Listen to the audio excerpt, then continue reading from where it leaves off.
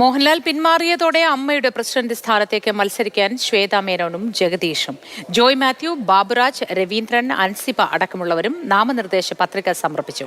അമ്മ സംഘടനയിൽ ആരോപണ വിധേയർ മത്സരിക്കുന്നതിനെക്കുറിച്ചുള്ള ചോദ്യത്തിന് രാഷ്ട്രീയത്തിലും ആരോപണ വിധേയർ ഉണ്ടല്ലോ എന്നും കുറ്റക്കാരാണോ എന്ന് കോടതി തീരുമാനിക്കട്ടെ എന്നും നടി അൻസിബ പറഞ്ഞു. ഇത്തവണത്തേത് ആരോഗ്യകരമായ മത്സരമാണെന്നും അൻസിബ പ്രതികരിച്ചു. നടൻ മോഹൻലാൽ ഇത്തവണ അമ്മയുടെ പ്രസിഡന്റായി തുടരില്ല. പകരം അതിശക്തമായ മത്സരമാണ് പ്രസിഡന്റ് സ്ഥാനത്തേക്ക് ഇത്തവണ നടക്കാൻ പോകുന്നത്. ജഗദീഷും ശ്വേതാ മേനോനും പ്രസിഡന്റ് സ്ഥാനത്തേക്ക് നാമനിർദ്ദേശ പത്രിക സമർപ്പിച്ചു കഴിഞ്ഞു. കൂടുതൽ പേർ പ്രസിഡന്റ് സ്ഥാനത്തേക്ക് മത്സരിക്കാൻ തയ്യാറായി വരുമെന്ന സൂചനകളുമുണ്ട്.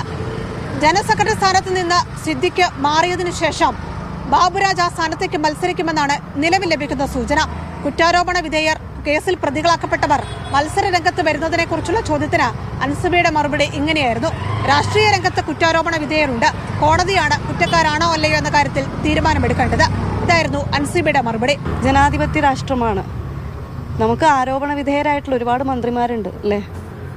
അപ്പോൾ നമ്മുടെ നാട്ടിൽ അവർക്ക് മത്സരിക്കാമെങ്കിൽ ആർക്കും മത്സരിക്കാം അല്ലേ. അതോടൊപ്പം തന്നെ കൂടുതൽ പേർ മത്സര രംഗത്ത് വരുന്നതിന്റെ സന്തോഷവും അൻസിബ പങ്കുവച്ചു. ജോയിന്റ് സെക്രട്ടറി സ്ഥാനത്തേക്കാണ് അൻസിബ മത്സര രംഗത്തുള്ളത്.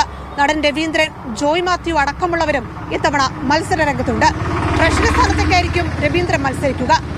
ഇത്തവണ ഒരുപാട് പേര് മൾട്ടിപ്പിളായിട്ട് മത്സരിക്കാനായിട്ട് അപേക്ഷ കൊടുക്കുന്നുണ്ട്. കാരണം ആകെ ഒരു നേതാവ് ഉണ്ടായിരുന്നു, മോഹൻലാൽ. അദ്ദേഹം മാറിയോടുകൂടി എല്ലാവരും നല്ല അങ്കലാപ്പിൽ തന്നെയാണ്. കൂടുതൽ പേർ ഇനിയും നാമനിർദ്ദേശ പത്രിക സമർപ്പിക്കും. ഇന്ന് വൈകുന്നേരം 4 മണി വരെയാണ് നാമനിർദ്ദേശ പത്രിക സമർപ്പിക്കേണ്ട അവസാന സമയം. എന്തായാലും പഴയ തലമുറയിലെ അഭിനേതാക്കൾക്കൊപ്പം യുവതലമുറയിലെ മുഖങ്ങൾ കൂടി അതിശക്തമായ മത്സരവുമായി രംഗത്തുണ്ട് എന്നതും ഇത്തവണത്തെ അമ്മ തെരഞ്ഞെടുപ്പിനെ ശ്രദ്ധേയമാക്കുന്നുണ്ട്. ആരൊക്കെ ഏതൊക്കെ സ്ഥാനങ്ങളിലേക്ക് എന്നത് സംബന്ധിച്ച ചിത്രം 4 മണിയോടെ വ്യക്തമാകും. ക്യാമറമാൻ മനോജ് മാടശ്ശേരിക്കൊപ്പം റിയ, മാതൃഭൂമി ന്യൂസ്, കൊച്ചി.